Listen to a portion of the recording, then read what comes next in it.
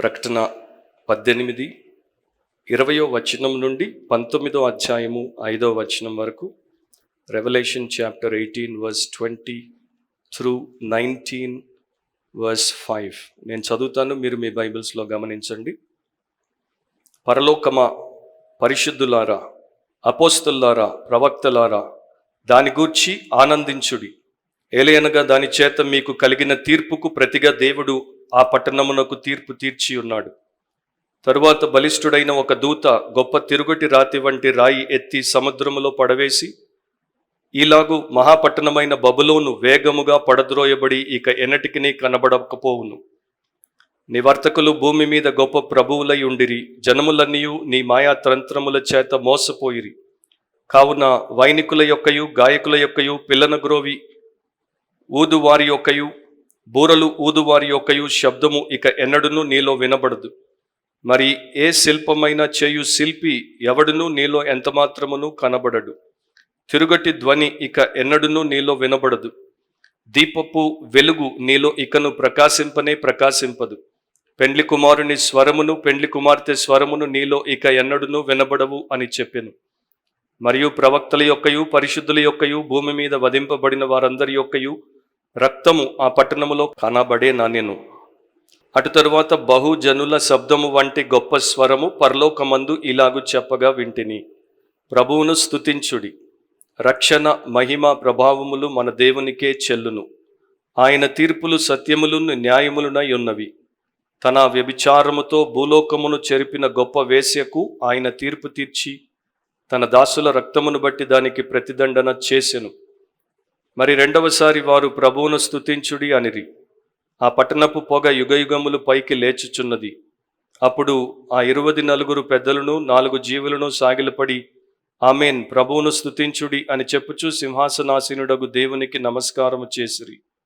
మరియు మన దేవుని దాసులారా, ఆయనకు భయపడువార్లారా, కొద్దివారేమి గొప్పవారేమి, మీరందరూ ఆయనను స్తుతించుడి అని చెప్పుచున్న ఒక స్వరము సింహాసనము నొద్ద నుండి వచ్చెను. కూర్చోండి, ప్రార్థన చేద్దాం. సర్వోన్నతుడైన దేవా, అతి శ్రేష్ఠుడు అయిన మా ప్రభువా, ఈ ఉదయకాల సమయంలో మేమందరము సజీవుల లెక్కలో ఉండి నీ వాక్యమును ధ్యానించుటకు మాకు నీవిచ్చినటువంటి ధన్యతను బట్టి నీ కృతజ్ఞతా స్తోత్రాలు చెల్లిస్తున్నాను.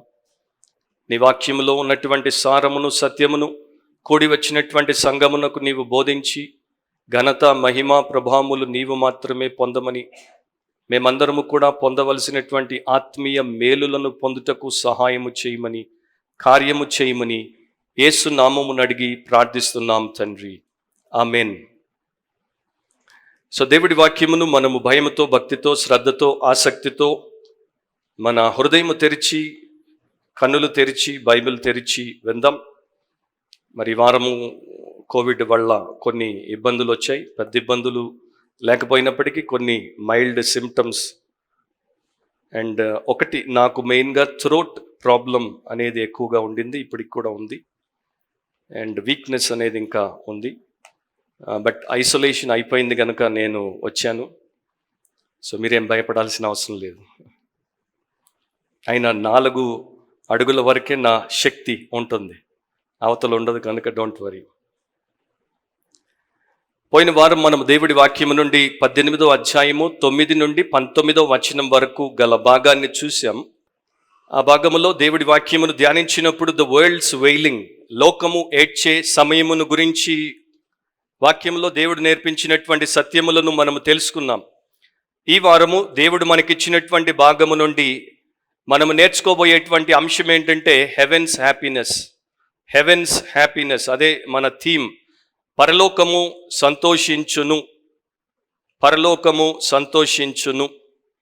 ఈ చాప్టర్ అండ్ వర్స్ డివిజన్ అనేది 500 సంవత్సరాల క్రితం వచ్చింది. అంతకు మునుపు అట్లా ఉండేది కాదు. సో నేను చదివినటువంటి భాగం అంతా కూడా 18వ అధ్యాయం 20వ వచనం నుండి 19వ అధ్యాయం 5వ వచనం వరకు అది ఒక భాగం. కనుక మనము 2 అధ్యాయాల్లోనికి ఈరోజు వెళ్ళబోతున్నాం. ఇక్కడ గమనించాల్సినటువంటి విషయం ఏంటంటే, భవిష్యత్తులో లోకము ఏడ్చేటువంటి సమయము రాబోతోంది. దానికి గల కారణాలు మనం ఆల్రెడీ నేర్చుకున్నాం. దాంతోపాటు లోకం ఏడుస్తున్నప్పుడు, భూమి ఏడుస్తున్నప్పుడు పరలోకము సంతోషించబోతోంది, పరలోకములో దేవుడికి స్తోత్రములు లేకపోతే ఎంతో గొప్ప స్తుతి మహోత్సవమును దేవుడు కలిగి ఉండబోతున్నాడు. ఇక్కడ అంతం వైపు మనము అడుగులేస్తున్నాం. అంటే we are walking towards the end of the age. ఈ యుగము యొక్క అంతము, లోకము యొక్క అంతము, దైవ వ్యతిరేకమైనటువంటి సమస్త విషయాలు, సమస్త వ్యవస్థలు అండ్ వ్యక్తుల యొక్క అంతం వైపు మనం నడుస్తున్నాము. కనుక ఇది మనకు, అంటే మన యొక్క ఆలోచన ప్రకారం ఆలోచిస్తే వీఆర్ స్లోలీ ఇంచింగ్, అంటే మనము ఒక్కసారి పరుగు పెట్టట్లేదు, అడుగులేసి దబదబా నడిచిపోవట్లేదు, కానీ ఇంచ్ బై ఇంచ్ మనం ముందుకు జరుగుతున్నాం అన్నమాట. అలాంటి పరిస్థితి. అండ్ దేవుడు ఏం చేస్తున్నాడంటే ఒక్కొక్క అడుగు ఆ చెడును, కీడును, అక్రమమును, తిరుగుబాటుతనాన్ని అండ్ దైవ వ్యతిరేకమైనటువంటి విషయములన్నింటినీ కూడా తుడిచిపెట్టేస్తున్నాడు. వాటిని ఆయన నాశనం చేస్తున్నాడు. వాటిని తుడిచేసి నాశనం చేసినప్పుడు వాటితో పాటు దేవుడు తన నీతిని, తన పరిశుద్ధతను, తన నిత్యమైనటువంటి ప్రణాళికను ఆయన స్థాపిస్తున్నాడు. దేన్నైతే భూమికి ఆకాశానికి పునాది వేయక మునుపు ఆయన ఏర్పాటు చేసుకున్నాడో దాన్ని తిరిగి ఆయన తీసుకుని వస్తున్నాడు. అయితే ఇలాంటి విషాదకరమైనటువంటి పరిస్థితులు ఎందుకు రావాలి అంటే దానికి గల కారణాన్ని మనం ఈ పాటికి ప్రకటన గ్రంథంలో 19వ అధ్యాయంలోనికి వచ్చేస్తున్నాం కనుక మనకి బాగా అర్థమై ఉండాలి. ఒకటి, ది ఎర్త్స్ ప్రాబ్లం, భూమి యొక్క సమస్య, భూలోకపు సమస్య. ఏంటా సమస్య? పాపం అనేది భూలోకానికి ఉన్నటువంటి అత్యంత ప్రధానమైన అండ్ చాలా ప్రమాదకరమైనటువంటి సమస్య. ఈ రోజున మనుషులు, మేధావులు అన్ని రకాల సమస్యల గురించి మాట్లాడతారు, కానీ అసలైనటువంటి రూట్ కాజ్ ప్రాబ్లం గురించి మాట్లాడరు. ఆ యొక్క వేరుగా ఉన్నటువంటి అండ్ వీటన్నిటిని ఉత్పత్తి చేస్తున్నటువంటి ప్రధాన సమస్యను గురించి మాట్లాడరు, పాపం గురించి మాట్లాడరు. సో ఎర్త్స్ ప్రాబ్లం ఏంటంటే సిన్. ఈ సిన్ ఏం చేసిందంటే ఎర్త్స్ పెయిన్గా మారింది. ఈ భూలోకానికి, ఈ వ్యవస్థకు, ఈ యొక్క సమాజానికి వేదన, నొప్పి ఎందుకు కలుగుతోంది అంటే ఈ యొక్క పాపం అనేటువంటి సమస్యను బట్టే. దానికి పర్యావసానంగా రావాల్సినటువంటి మూడో విషయం ఏంటంటే ఎర్త్స్ పనిష్మెంట్. దీనికి ఇక శిక్ష విధించబడాలి. చెడు చేసినటువంటి ప్రతి ఒక్కడు తీర్పులోనికి వస్తాడు, ప్రతి ఒక్కడు తప్పకుండా శిక్షను భరిస్తాడు.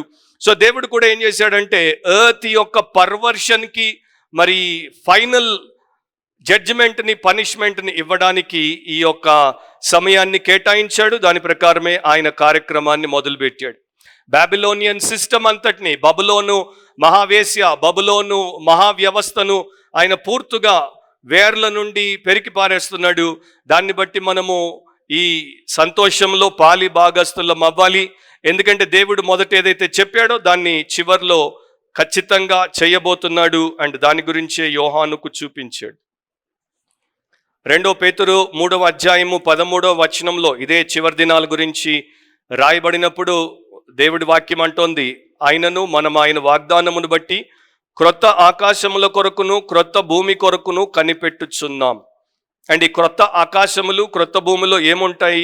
వాటి యందు నీతి నివసించును. సో దాంట్లో ప్రధానంగా ఏముంటుంది అంటే నీతి ఉంటుంది. న్యూ హెవెన్స్ అండ్ న్యూ ఎర్త్లో రాబోయేటువంటి, దేవుడు స్థాపించబోయేటువంటి ఆ లోకంలో నీతి ఉంటుంది. అండ్ ప్రస్తుతం మనం ఉన్నటువంటి ఈ లోకంలో లేనిది ఏంటి అంటే ఆ నీతే లేదు. ఈ లోకంలో అవినీతి ఉంది, ఈ లోకంలో అక్రమం ఉంది, ఈ లోకంలో దురాచారం ఉంది, ఈ లోకంలో దుర్మార్గం ఉంది, ఈ లోకంలో దైవ వ్యతిరేకమైనటువంటి ఆలోచన విధానం ఉంది అండ్ ప్రతి విధమైనటువంటి అంశములు ఉన్నాయి. సో ఇక్కడ మీరందరూ కూడా ఏం చేయాలంటే హల్లెలూయా అనాలి. మామూలుగా నేను హల్లెలూయా అనను, కానీ ఇప్పుడు అంటున్నాను హల్లెలూయా అని. ఎందుకంటే అఫ్కోర్స్ నా గొంతు ఎంత పర్మిట్ చేయగలదో అంతవరకే లోడ్ వేయగలను. సో హల్లెలూయా అంటున్నాను ఎందుకంటే మీకు కాసేపట్లో అర్థమవుతుంది మనం ఎందుకు హల్లెలూయా అనాలో అండ్ ఎవరితో మన యొక్క గలాన్ని కలిపి హల్లెలూయా అనాలో. హల్లెలూయా అంటే ప్రైజ్ ద లార్డ్, అది మనం ఎప్పుడు అంటూనే ఉంటాం. లేకపోతే ప్రైజ్ యావే లేక ప్రైజ్ యా, దాని గురించి మనం చూడబోతున్నాం. సో 3 విషయాలు ఈ యొక్క ప్యాసేజ్లో ఈరోజు మనం చూద్దాం బ్రీఫ్గా. మొట్టమొదటిది రిజాయిస్, ఆనందించుడి లేక సంతోషించుడి. 18వ అధ్యాయం 20వ వచనం, పరలోకమా, పరిశుద్ధులారా, అపోస్తలులారా, ప్రవక్తలారా, దాని గూర్చి ఆనందించుడి. దేని గూర్చి అంటే నాశనం అవుతున్నటువంటి బబులోను గూర్చి. ఒక గడియలోనే పూర్తిగా పాడైపోతున్నటువంటి బబులోను గురించి ఆనందించుడి, ఏలయనగా దాని చేత మీకు కలిగిన తీర్పుకు ప్రతిగా దేవుడు ఆ పట్టణమునకు తీర్పు తీర్చి ఉన్నాడు. సో ఆనందించమని ఒక స్వరము వినబడింది. ఆ స్వరము పరలోకంలో ఉన్నటువంటి వారికి, దాంతోపాటు అక్కడ ఉన్నటువంటి ఇతరులకు కూడా అది సంబోధించి మాట్లాడుతోంది. నవ్వు ఇప్పుడు ఇక్కడ ఈ యొక్క దృశ్యాన్ని మనం చూస్తే భూమి ఏడుస్తోంది, పరలోకము సంతోషిస్తోంది. భూమి మీద సంతాప సభ, పరలోకంలో స్తుతి ఆరాధన సభ. భూమి మీద మరి చాలా వేదనకరమైనటువంటి పరిస్థితులుంటే అక్కడ పరలోకంలో మాత్రము ఎంతో గొప్ప మహోత్సవానికి సంబంధించినటువంటి పరిస్థితులు మనకు కనబడుతున్నాయి. అయితే ఈ సంతోషంలో అందరూ పాలి భాగస్తులు అవ్వలేరు. పరలోకపు సంతోషంలో ఎవరికంటే వారికి పాలు ఉండదు. ఈ భూలోకపు సంతోషంలో చాలామంది పాలు పంచుకోవచ్చు. కొంతమంది ఆహ్వానించబడి పాలు పంచుకుంటారు, కొంతమంది ఆహ్వానించబడకపోయినా దూరం నుండి చూసి పాలు పంచుకుంటారు. ఏ రకంగానైనా భూమిలో చాలామంది మరి ఈ యొక్క విషయంలో పాలి భాగస్తులు అవ్వడానికి అవకాశం ఉంటుంది. కానీ హెవెన్కి ఎంట్రీ అనేది అందరికీ ఉండదు.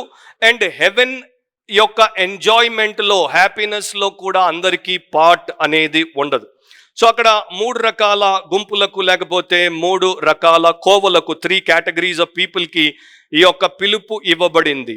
అపోస్తలులారా ఆనందించుడి, ప్రవక్తలారా ఆనందించుడి, పరిశుద్ధులారా ఆనందించుడి.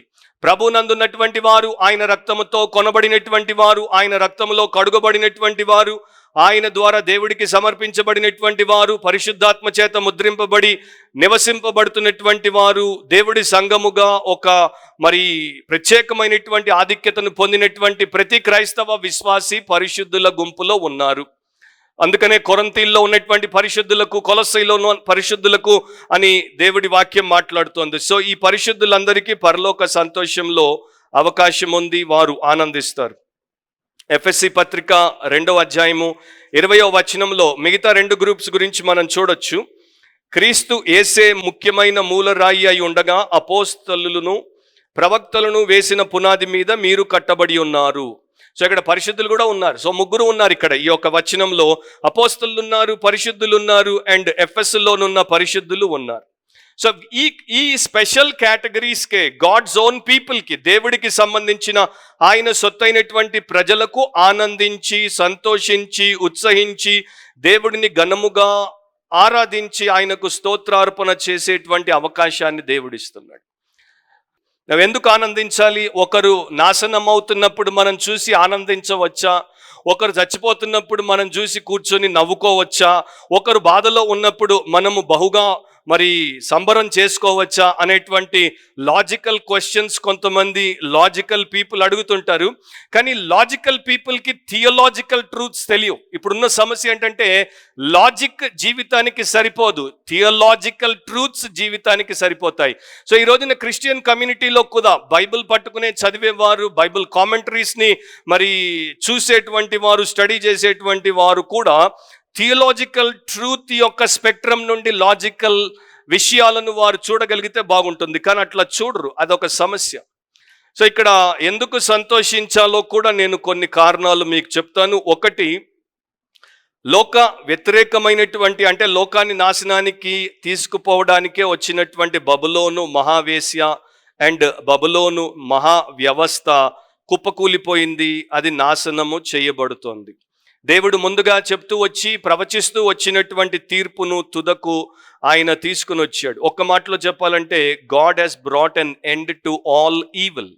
ప్రతి విధమైనటువంటి కీడుకు, చెడుకు దేవుడు చరమగీతం పాడాడు, ముగింపును తీసుకుని వచ్చేసాడు. ఇక్కడ చెడు మీద మంచి యొక్క జయాన్ని మనము సెలబ్రేట్ చేసుకోవచ్చా, లేకపోతే సాతాను మీద దేవుడి యొక్క ఘన విజయాన్ని మనము సంతోషముతో సంబరముగా చేసుకోవచ్చా? యేసుక్రీస్తు ప్రభు యొక్క సిలువ కార్యము ద్వారా, ఆయన మరణము, భూస్థాపన, పునరుత్థానముల ద్వారా మరణమును, సమాధిని, సాతానును జయించి పాపానికి ఆయన ఫుల్ స్టాప్ పెట్టి తిరిగి లేచాడు. దాన్ని మనము సెలబ్రేట్ చేసుకోవచ్చా? ఒక అబద్ధపు ఆత్మను సత్య స్వరూపి అయినటువంటి ఆత్మ పూర్తిగా సమాధి చేసినప్పుడు మనం సెలబ్రేట్ చేసుకోవచ్చా? అక్షయమైనది, క్షయమైన దాన్ని తుదముట్టించినప్పుడు మనం సెలబ్రేట్ చేసుకోవచ్చా? దేవుడి వాక్యము అనేటువంటి సర్వ సత్యముతో ఉన్నటువంటి లేఖనాలు మనిషి యొక్క బుర్రలో నుండి పుట్టుకొచ్చినటువంటి ఆచారాలు, సాంప్రదాయాలు, మూఢనమ్మకాలు, సిద్ధాంతాలన్నింటినీ కాలరాచినప్పుడు మనం సెలబ్రేట్ చేసుకోవచ్చా? అండ్ మన స్వనీతిని మనం విడిచిపెట్టి క్రీస్తుని మనము కలిగి ఉన్నప్పుడు, లేకపోతే దాంట్లోనికి మనం వచ్చినప్పుడు సెలబ్రేట్ చేసుకోవచ్చా అన్న ప్రశ్నకి మీ ఆన్సర్ ఏముంటుంది? అందరూ కూడా అవునని అంటారు, ఎస్ అంటారు. అండ్ ఇక్కడ ఎందుకు మనం సంతోషించాలి అంటే ఈ కారణము చేతే. ఇర్మియా గ్రంథంలో 51వ అధ్యాయం 48వ వచనంలో ముందుగానే దేవుడు దీని గురించి ప్రవచింపజేశాడు. వందల సంవత్సరాల క్రితమే దీని గురించి దేవుడు చెప్తూ వచ్చాడు. దేవుడి వాక్యాన్ని ఫాలో అవుతున్నటువంటి వారికి ఇది తప్పకుండా జరుగుతుందని తెలుసు. దానిని పాడు చేయువారు ఉత్తర దిక్కు నుండి దాని యొద్దకు వచ్చుచున్నారని, ఆకాశమును భూమియు వాటిలోని సమస్తమును బబులోను గతిని గూర్చి సంతోషించును. ఇదే యెహోవా వాక్కు. సో బబులోను గతిని చూసి అందరూ సంతోషిస్తారు. ఇదే యెహోవా వాక్కు. అంటే ఆత్మలు ఉన్నాయి కదా, నశించిపోతాయి కదా అని కొంతమంది అనుకోవచ్చు. అప్పటిదాకా దేవుడు ఎన్నో అవకాశాలు ఇచ్చాడు. కృప వెంబడి కృప అండ్ కనికరం వెంబడి కనికరం, కార్యం వెంబడి కార్యం, క్రీస్తుని గురించి రకరకాలుగా అర్థం చేసుకోవడానికి ఎన్నో అవకాశాలు ఇచ్చి చెప్పినా కూడా వారు ఇంకా దాన్ని పట్టించుకోకుండా ఇంకా వారు దానికి వ్యతిరేకంగానే కాలు దువ్వినప్పుడు అప్పుడేం చేయాలంటే మత్తయి సువార్త 6:10లో యేసుప్రభు నేర్పినటువంటి ప్రార్థన మనము ఫలించినట్లు కనిపెట్టాలి. అక్కడేమంటాడు? నీ రాజ్యము వచ్చునుగాక, నీ చిత్తము జరుగునుగాక. దేవుడి రాజ్యం రావాల్సి ఉంది అండ్ ఎప్పుడో ఒక సమయంలో వస్తుంది. ఆ గడియ వచ్చేసింది. సో దేవుడి రాజ్యం వచ్చిందంటే బబులోన్ రాజ్యం పోయింది. నీ చిత్తము జరుగునుగాక అంటే బబులోన్ చిత్తమిక అసలు అవకాశమే లేకుండా సర్వనాశనం అయిపోతుంది. కనుక మనము సంతోషించాలి. ఎన్ని వేల సంవత్సరాలుగా దేవుని దాసులు, దేవుని ప్రవక్తలు, దేవుని అపోస్తలు, దేవుని ప్రజలు, దేవుని సువార్థికులు, దేవుని మిషనరీలు, దేవుని సంఘకాపరులు, దేవుని యొక్క సాక్షులు ప్రపంచవ్యాప్తంగా ఎన్ని శ్రమలు అనుభవించి ఎన్ని రకాలుగా ఈ లోకానికి బోధించలేదు. అయినా కూడా వారు అవకాశాలు కాలరాచుకున్నప్పటిక వారికి అవకాశం ఎట్లా ఉంటుంది? సో ఇప్పుడు వారు దుఃఖించాల్సినటువంటి సమయమే అండ్ మనము ఆనందించాల్సినటువంటి సమయమే. ఎందుకంటే అప్పుడు అంతకాలం మనం దుఃఖించాం, వారు మనల్ని చూసి పక్కపక్క నవ్వారు. Is it right to rejoice? ఒకవేళ ఆ ప్రశ్న మనం వేసామనుకునండి, మన జీవితంలో సంతోషించేటువంటి సమయాలు మనకు ఉంటాయా, ఉండొచ్చా? ఎందుకంటే చాలామంది అన్యాయాల గురించి మాట్లాడుతుంటారు. సో నేను అడిగేటువంటి ప్రశ్నలకు మీ హార్ట్లోనే మీరు ఆన్సర్లు ఇవ్వండి. ఒక విద్యార్థి, ఒక స్టూడెంట్ కాంపిటేటివ్ ఎగ్జామ్లో లక్షల మంది ఇతర విద్యార్థులతో పోటీ పడి చదివి ఫస్ట్ మార్కులు తెచ్చుకుంటాడు. ఆ పొజిషన్లో నుండి ఇతరులను వెనక్కి నెట్టేస్తాడు.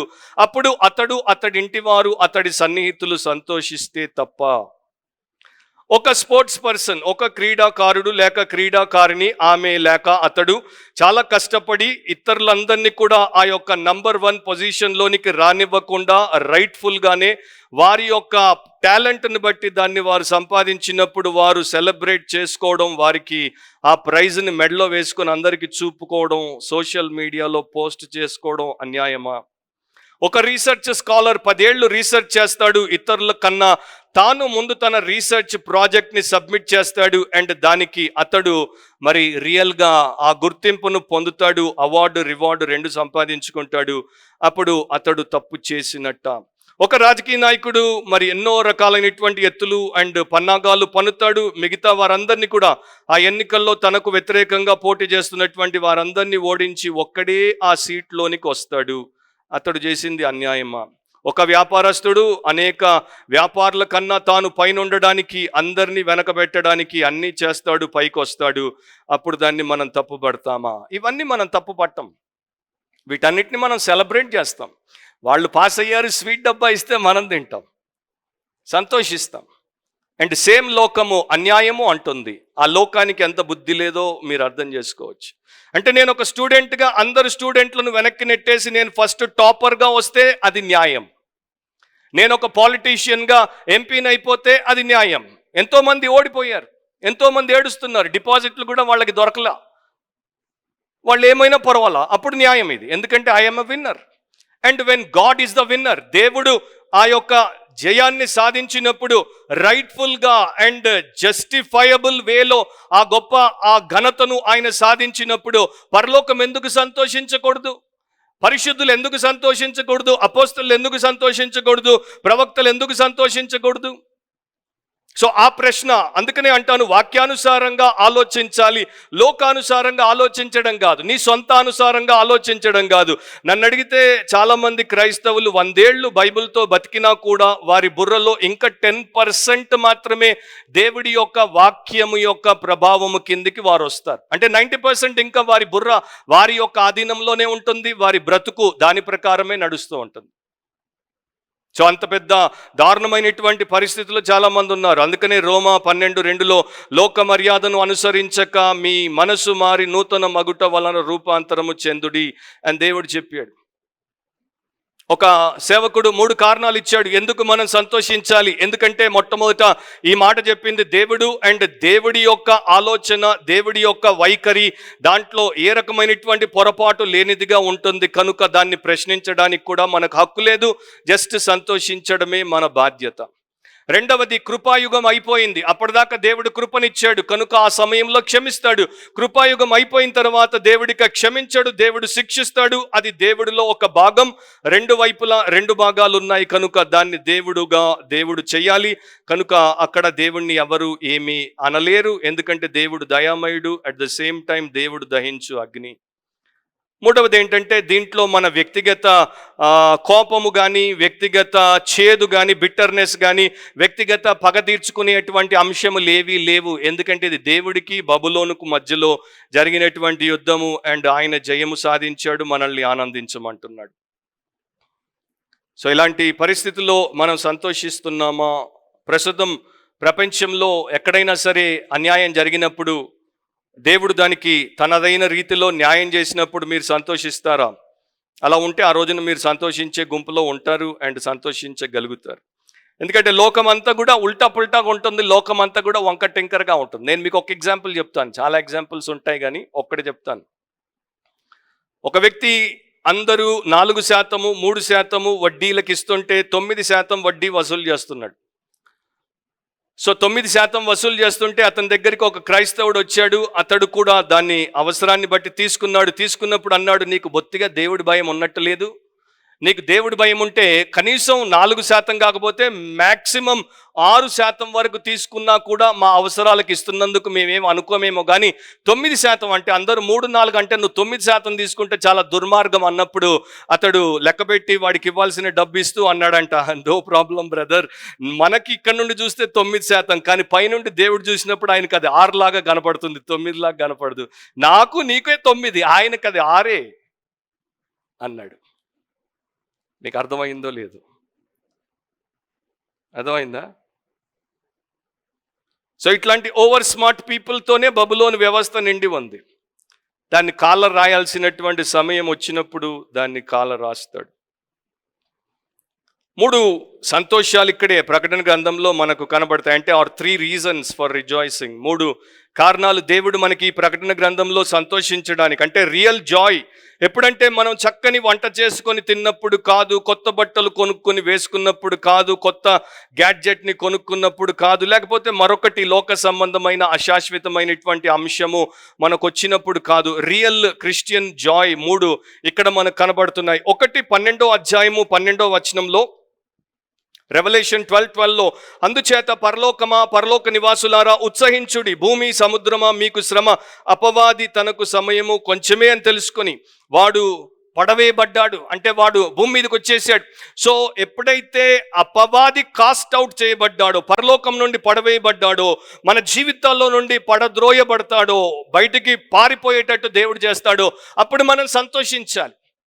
మరి ఇప్పుడు ఆ అనుభవంలో నేను ఉండొచ్చా బ్రదర్? యాకోబు 4:7 ప్రకారం ఉండొచ్చు. దేవుడి యొద్దకు రండి, దేవుడికి లోబడండి, అప్పుడు అపవాదిని ఎదురించుడి, అప్పుడు వాడు మీ యొద్ద నుండి పారిపోతాడు. సో అపవాది మన నుండి పారిపోయినప్పుడు, మనల్ని పీడించినప్పుడు మనకు కలిగేటువంటి సంతోషం అంతా ఇంత కాదు.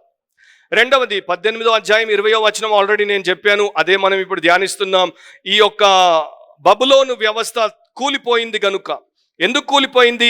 దాని చేత మీకు కలిగిన తీర్పుకు ప్రతిగా, మనకు జరిగినటువంటి అన్యాయానికి ప్రతిగా దేవుడు ఆ పట్టణమునకు తీర్పు తీర్చి ఉన్నాడు.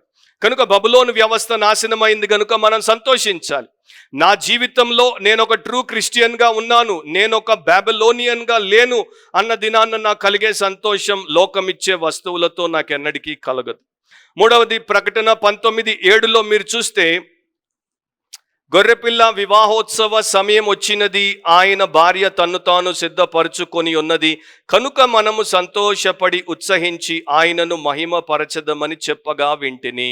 సో మూడవది ఏంటంటే, ఇక గ్రాండ్ ఈవెంట్, ఆ యొక్క గొర్రెపిల్ల వివాహ మహోత్సవము త్వరలోనే పరలోకంలో జరగబోతోంది. అప్పుడు మనమందరము కూడా సంతోషిస్తాం. So these are 3 reasons to rejoice. So earth మీద హోలోకాస్ట్ అండ్ హెవెన్లో హల్లెలూయా అనేది ఇక్కడ దేవుడు మనకు చూపిస్తున్నాడు. రెండో పాయింట్ ఏంటంటే రిడెన్స్ అంటే విముక్తి, లేకపోతే తెలుగులో పచ్చి తెలుగులో చెప్పాలంటే పీడ విరుగుడు అవుట. 21 నుండి 24వ వచనం వరకు గమనించండి. తర్వాత బలిష్ఠుడైన ఒక దూత గొప్ప తిరుగటి రాతి వంటి రాయి ఎత్తి సముద్రములో పడవేసి, ఇలాగూ మహాపట్టణమైన బబులోను వేగముగా పడద్రోయబడి ఇక ఎన్నటికి కనబడకపోవును. సో ఒక సింబలిజంని మనం ఇక్కడ చూస్తున్నాం. ఈ యొక్క దూత, మైటీ ఏంజల్, బలిష్ఠుడైన దూత, గతంలో కూడా మీరు 5వ అధ్యాయంలో చూశారు, 10వ అధ్యాయంలో చూశారు. మరొకసారి ఇక్కడ 18వ అధ్యాయంలో ఈ బలిష్ఠుడైనటువంటి దూత కనబడుతున్నాడు. తిరుగటి రాయి అంటే మిల్ స్టోన్ అంటారు. అది ఆ రోజుల్లో పురాతనమైనటువంటి సమయంలో అది మామూలుగా దాని యొక్క డయామీటర్ 4 to 5 feet ఉండేది. అండ్ 1 foot థిక్, 1 అడుగు మందం ఉండేది. అండ్ కనీసం అంటే 1000 పౌండ్ల బరువు ఉండేది. ఆ తిరుగటి రాతిని ఇర్మియా గ్రంథంలోనే 51వ అధ్యాయంలో దేవుడు ప్రవచనాత్మకంగా ముందు చెప్పినటువంటి దాన్ని ఇప్పుడు ఇక్కడ చేయించబోతున్నాడు. 51వ అధ్యాయం 61 నుండి నేను 64 వరకు చదువుతున్నాను. కాగా ఇర్మియా సెరాయాతో ఇట్లనెను, నీవు బబులోనునకు వచ్చినప్పుడు ఈ మాటలన్నింటినీ చదివి వినిపింపవలెను. ఇలాగున నీవు ప్రకటింపవలను, యెహోవా మనుష్యులైనను జంతువులైనను మరి ఏదైనను ఈ స్థలమందు నివసింపకపోవుదురనియు, అది నిత్యము పాడుగా నుండుననియు దానిని గూర్చి నీవు సెలవిచ్చితివి. ఈ గ్రంథమును చదివి చాలించిన తర్వాత నీవు దానికి రాయి కట్టి యూఫ్రటీసు నదిలో దాన్ని వేసి, నేను దాని మీదికి రప్పింపబోచున్న అపాయముల చేత బబులోను మరలా పైకి రాలేక అలాగే మునిగిపోవును, దాని జనులు అలిసియుందురు అను మాటలు నీవు ప్రకటింపవలెను. ఇర్మియా యొక్క మాటలు ఇంతటితో ముగిశాను. సో అక్కడ ఎట్లాగైతే ఇర్మియాకు దేవుడు మరి దాన్ని ఇచ్చాడో, ఇర్మియా చేశాడో, అండ్ ఇక్కడ అదే ప్రకారము బబులోనును ఆ తిరుగటి రాతిని కట్టి నీట ముంచినప్పుడు మరలా పైకి ఎట్లా రాకుండా పోతుందో అట్లా చేయబోతున్నాడు. మత్తయి సువార్త 18వ అధ్యాయం 6వ వచనంలో యేసుప్రభు దీన్ని ఇంకో రకంగా చెప్పారు. నా యందు విశ్వాసం ఉంచి చిన్నవారిలో ఒక్కనిని అభ్యంతరపరచువాడెవడో వాడు మెడకు పెద్ద తిరుగటి రాయి కట్టబడిన వాడై మిక్కిలి లోతైన సముద్రంలో ముంచి వేయబడుట వానికి మేలు. అంటే ఒక చిన్న పిల్లవాడిని, ఒక చిన్న పాపను దేవుడి దగ్గరికి రానివ్వకుండా ఎవడైనా అభ్యంతరపరిస్తే, ఆటంకపరిస్తే, హిండర్ చేస్తే, అలాంటి మనిషి తిరుగటి రాతిని మెడకు కట్టుకొని సముద్రపు అట్టడుగు భాగానికి వాడు పడవేయబడాలి, మరలా వాడు పైకి రాకుండా అని యేసుప్రభు చెప్పాడంటే, ఒక మనిషి, ఒక ఇన్ఫెంట్ని, ఒక చైల్డ్ని హిండర్ చేసినందుకు అంత సివియర్ పనిష్మెంట్ ఆయన చెప్తే, ఇక బబులోన్ దేవుడి దగ్గరికి మనుషుల్ని రాకుండా అడ్డుకున్నందుకు దానికి ఇంకెంత సివియర్ పనిష్మెంట్ ఉంటుందో ఆ ఎనాలజీని బట్టి మీరు ఆలోచించవచ్చు. సో ఇక్కడ ఏమి దాంట్లో నుండి పోతాయో, ఎన్నటికీ కనబడకుండా పోతాయో మనకు రాయబడింది. ఒక్కొక్కటి నేను వేగంగా చెప్పుకుంటూ వెళ్ళిపోతాను. తెలుగులో మనకి ట్రాన్స్లేషన్ వెనక నుండి వస్తుంది కనుక ఆ 2 మాటలు నేను తర్వాత చెప్తాను. కానీ ఏమి కనబడకుండా పోతాయో మీరు 23లో, కావున వైనికుల యొక్కయు గాయకుల యొక్కయు పిల్లన గ్రోవి ఊదువారి యొక్కయు బూరలు ఊదువారి యొక్కయు శబ్దము ఇక ఎన్నడూనూ నీలో వినబడదు. ఇంగ్లీష్లో నెవర్ అగైన్ అంటే ఇక ఎన్నటికీ ఉండదు. బబులోన్లో ఇక ఎన్నటికీ ఉండనటువంటి విషయాల లిస్ట్ ఇక్కడ రాయబడి ఉంది. మొట్టమొదట దేవుడు ఏం చెప్తున్నాడు? No more music. ఇక సంగీతము ఎన్నటికీ ఉండదు. సంగీతం అనేది లోకంలో నుండి పూర్తిగా తీసివేయబడుతుంది. కొంతమంది సంగీత కళాకారుల పేర్లు జాబితా అక్కడ ఇవ్వబడింది. హార్పిస్టులు ఉన్నారు, మ్యూజిషియన్లు ఉన్నారు, ఫ్లూట్ ప్లేయర్స్ ఉన్నారు, ట్రంపెటర్స్ ఉన్నారు. కానీ these will never be heard again. వీళ్ళు మరలా ఎన్నటికీ కూడా ఇక వాయించలేనటువంటి పరిస్థితిని దేవుడు తీసుకురాబోతున్నాడు. మ్యూజిక్ ఎక్కడైతే మ్యూజిక్ ఉండదో, ఇంగ్లీష్లో ఒక మాట అంటారు, where there is no music there is no mirth. ఎక్కడైతే సంగీతం ఉండదో అక్కడ సంతోషం ఉండదు. సో దేవుడు అంటున్నాడు, సంగీతాన్ని బట్టి మీరు సంతోషించారు కదా, మీ సంగీతాన్ని నేను తీసేస్తాను అండ్ మీకు సంతోషం లేకుండా దుఃఖంలో మునిగిపోయేటట్టు చేస్తాను. మనకు మ్యూజిక్ ఇంతగా ప్రపంచంలో ఎందుకుంది? మనము మ్యూజిక్ని ఇన్స్ట్రుమెంటల్ రీతిలో వింటాము, మ్యూజిక్ని పాటల్లో వింటాము, మ్యూజిక్ని సినిమాల్లో వింటాము. ఆ సీన్లలో కూడా వారి యొక్క డైలాగుని బట్టి, ఆ సీన్ని బట్టి మ్యూజిక్ని సోబర్గా, లేకపోతే చాలా హైఫైలో, లేకపోతే డ్రమాటిక్గా, రకరకాలుగా ప్లేబ్యాక్ మ్యూజిక్ని వారు ఇస్తారు. ఎందుకంటే దాని యొక్క గొప్ప ఇన్ఫ్లుయెన్స్ మనకి అవసరం. సో ఈ మ్యూజిక్ని దేవుడు తీసేస్తాడు. మ్యూజిక్ని దేవుడు తన మహిమ కొరకు ఇచ్చాడు, ఆరాధనలో వాడడానికి ఇచ్చాడు. భూమి మీద మ్యూజిక్ అనేది ప్రారంభం అవ్వక మునిపే పరలోకంలో మ్యూజిక్ ఉండేది. సాతాను మ్యూజిక్ని దేవుడి యొక్క ఆరాధనలో ఇతరులను ప్రేరేపించుటకు వాడేవాడు. మీరు అది ఓల్డ్ టెస్టమెంట్లో చదవచ్చు. కానీ అతడు ఎలా చెడిపోయి పడిపోయాడో అలాగే భూమి మీద కూడా మ్యూజిషియన్గా మొట్టమొదట మ్యూజిక్ని ప్రవేశపెట్టినటువంటి వ్యక్తి ఎవరు అనేది ఒక్కసారి చూస్తే అది ఎందుకు అలా దారి తప్పిపోయిందో మనకు అర్థమవుతుంది. ఆదికాండం 4వ అధ్యాయం అంతా మీరు తర్వాత చదువుకోండి. 16వ వచనం నుండి 21వ వచనం వరకు. నేను ఓన్లీ 21 చదువుతున్నాను.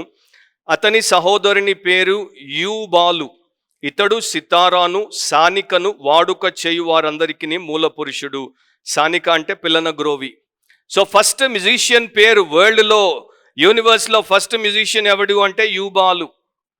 అండ్ ఇతడు ఎవడు అంటే లమేక్ అనేటువంటి, లేకపోతే తెలుగులో లెమేకు అనేటువంటి ఒక పాలిగమిస్ట్. ఫస్ట్ భూమి మీద ఇద్దరిని పెళ్లి చేసుకున్నటువంటి వాని కొడుకు. అండ్ ఈ లేమేకు ఎవడు అంటే కయీను యొక్క వంశస్థుడు. సో కయీను దేవుడికి వ్యతిరేకి అండ్ కయీను యొక్క కుమారుడైనటువంటి యూబాలు అతడు దైవ విరోధి. వాడి మొదటి మ్యూజిషియన్గా, లేకపోతే మ్యూజిక్ ఇండస్ట్రీకి ఫాదర్గా ప్రపంచంలో కనబడుతున్నాడు. డాక్టర్ హ్యారీ ఐన్సైడ్ అందుకే తన పుస్తకంలో రాశారు, మ్యూజిక్ అనేది కయీను యొక్క కుమారులు అలసిపోయినప్పుడు వారి అలసటను తీర్చడానికి వారు ప్రారంభించుకున్నారు. కాకపోతే వారు దేవునికి వ్యతిరేకమైన లోకంలో బతికిన వారు.